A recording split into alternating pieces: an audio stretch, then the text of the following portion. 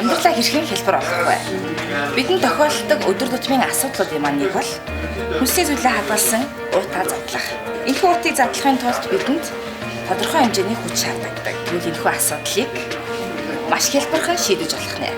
Бидэнд цэвэр усны хоосон сав мөн хайж яхад хангалттай.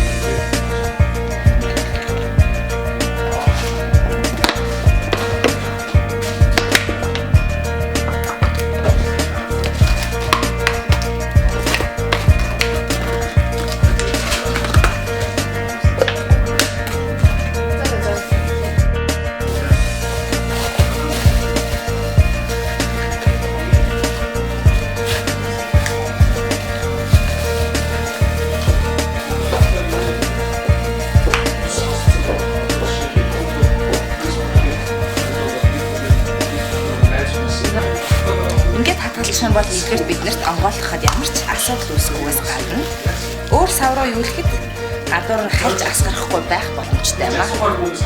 Bright Mongolia туршаад үзээрэй. Bright Mongolia туршаад үзээрэй.